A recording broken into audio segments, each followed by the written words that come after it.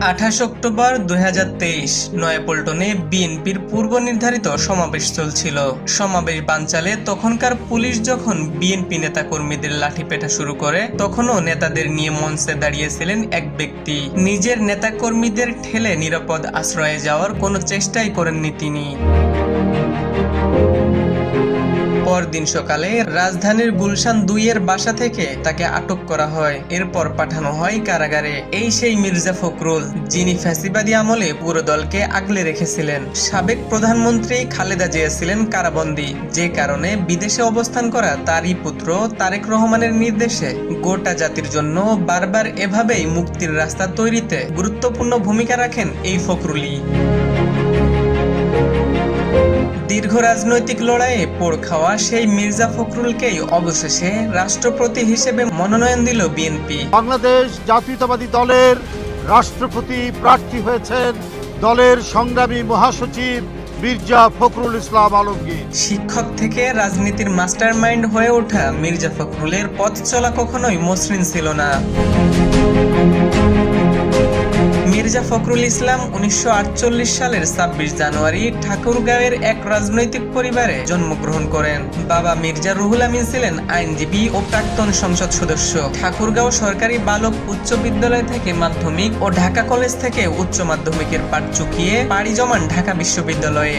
সেখান থেকে তিনি অর্থনীতিতে স্নাতক ও স্নাতকোত্তর ডিগ্রি অর্জন করেন। 1972 সালে BCS এ উত্তীর্ণ হয়ে ঢাকা কলেজের অর্থনীতি বিভাগে শিক্ষকতা শুরু করেন। পরবর্তীতে সরকারের অডিট বিভাগেও কাজ করেন। 1979 সালে তখনকার উপপ্রধানমন্ত্রী S.A. বারীর ব্যক্তিগত সচিব হিসেবেও দায়িত্ব সামলেছেন। তবে 80 দশকের মাঝামাঝি শিক্ষকতার পেশা ত্যাগ করে পুরোপুরি রাজনীতির ময়দানে নামেন তিনি।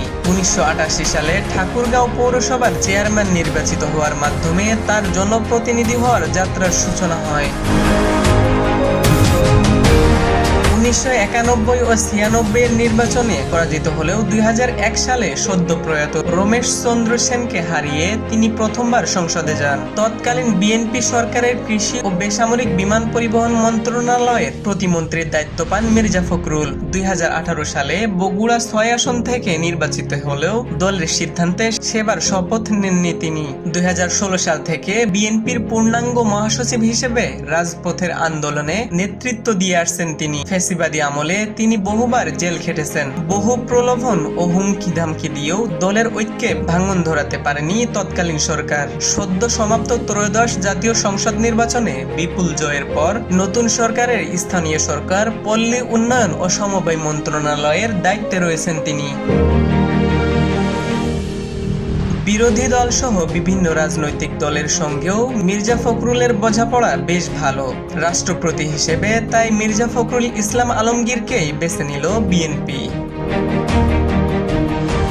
হিমুর রহমান, নিউজ বাংলা.নিউজ, ঢাকা।